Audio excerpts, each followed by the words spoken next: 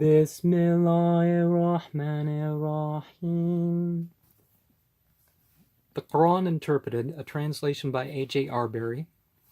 So we finished that round of Hamim surahs. This chapter has two names.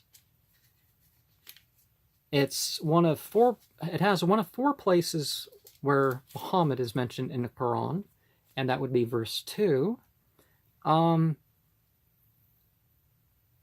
There should be a warning that when you read verse 4, actually look at the whole verse, look at how it's phrased, but it's also called al-Qital, the fighting. But we're just going to use the name Muhammad here because that's what A.J. Arberry is using. In the name of God, the merciful, the compassionate, those who disbelieve and bar from God's way, God will send their works astray. But those who believe and do righteous deeds and believe in what is sent down to Muhammad, and it is the truth from their Lord.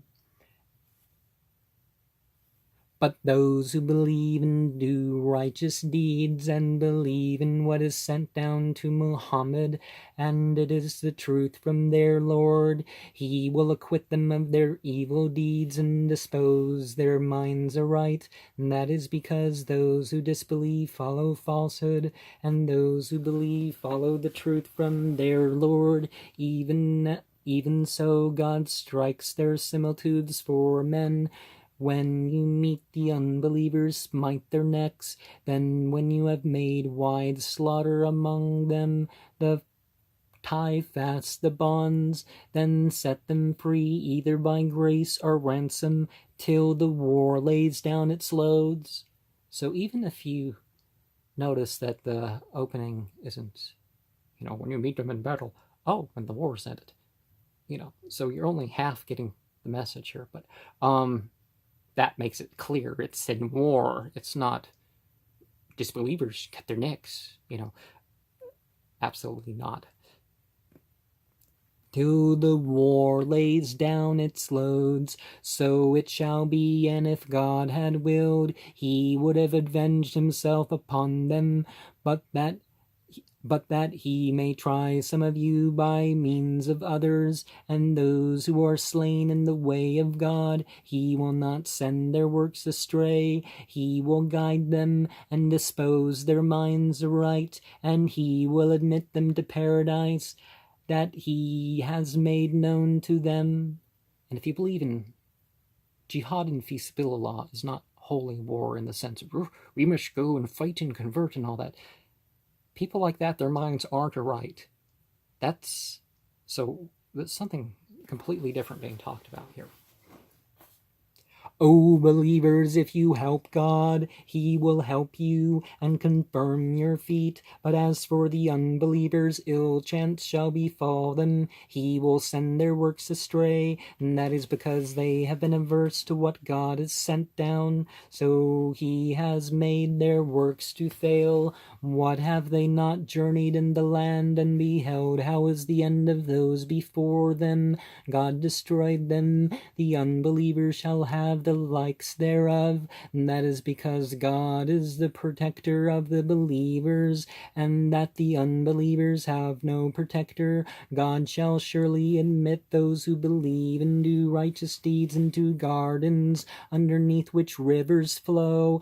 As for the unbelievers, they take their enjoyment and eat as cattle eat, and the fire shall be their lodging. How many a city that was stronger in might than the city which has expelled thee have we destroyed, and there was no helper for them. What is he who is upon a clear sign from his Lord, like unto such a one, unto whom his evil deeds have been decked out fair, and they have followed their caprices? And this is the similitude of paradise which the God-fearing have promised. Therein are rivers of water failing, rivers of milk unchanging in flavor, and rivers of wine a delight to the drinkers, rivers too of honey purified, therein for them is every fruit, and forgiveness from their Lord.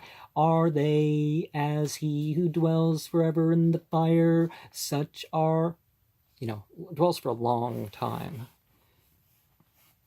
Long time, some people. Some it's just a dip, but anyways. In the fire, such as are given to drink boiling water that tears their bowels asunder, and some of them that are given ear to thee. When they go forth from thee, they say to those who have been given knowledge, what said he just now? Those are upon whose hearts God has set a seal, and they have followed their caprices. And remember, I'm trying to make a point that's not quite there yet. But see, because people, there's other stories of the afterlife. Some of them may be based on scripture, some otherwise, but it's clarified. The wine doesn't damage or intoxicate. It's, so we're talking about something a little different. But those who are guided aright, them he increases in guidance and gives them their God-fearing. Are they looking for aught but the hour that it shall come upon them suddenly? Already its tokens have come, so when it has come to them, how shall they have their reminder? Know thou therefore that there is no God but God, and ask forgiveness for thy sin, and for the believers, men and women. God knows you're going to and fro in your lodging. Those who believe say, why has a Suwrah not been sent down? Then when a clear Suwrah is sent down, and therein fighting is mentioned, thou seest those in whose heart is sickness, looking at thee as one who swoons of death, but better for them would be obedience and words honorable. So if you think of the passages that have the word Suwrah and Suwar, rank, eminence, chapter, writing. I'm leaving something out, but anyways, if you look at it like a house of the year, you have the cross quarter point of August, then the vernal equinox, the cross quarter point of November, the winter solstice, the cross quarter point of February, the vernal equinox, the cross quarter point of May, the summer solstice, and then you have this last verse that forms the ceiling and the floor. That's just a picture that I think that it captures for me. Then when the matter is resolved, if they were true to God, it would be better for them if you turned away. Would you then happily work corruption in the land, and break your bonds of kin? Those are they whom God has cursed, and so made them deaf and blinded their eyes. What do they not ponder the Koran? Or is it that there are locks upon their hearts? Those who have turned back in their traces after the guidance has become clear to them. Satan it was that tempted them, and God respited them. That is because they said to those who were adverse to what God sent down, we will obey you in some of the affair, and God knows their secret. How shall it be when the angels, the unfallen angels, how shall it be when the angels take them, beating their faces and their backs?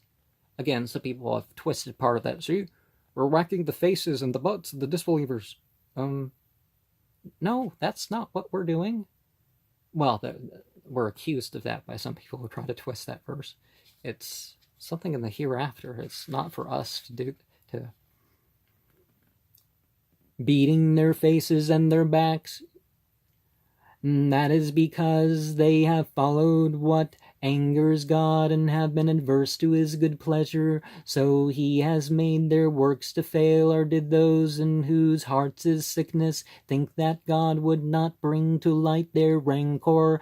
Did we will, we would show them to thee, then thou wouldest know them by their mark, and thou shalt certainly know them in the twisting of their speech. And God knows your deeds, and we shall assuredly try you until we know those of you who struggle and are steadfast and try your tidings, those who disbelieve and bar from God's way and make a breach with the messenger after the guidance has become clear to them. They will nothing hurt God, and he will make their works to fail. O believers, obey God and obey the messenger, and do not make your own works vain. Those who disbelieve and bar from God's way and then die disbelieving, them God will not forgive.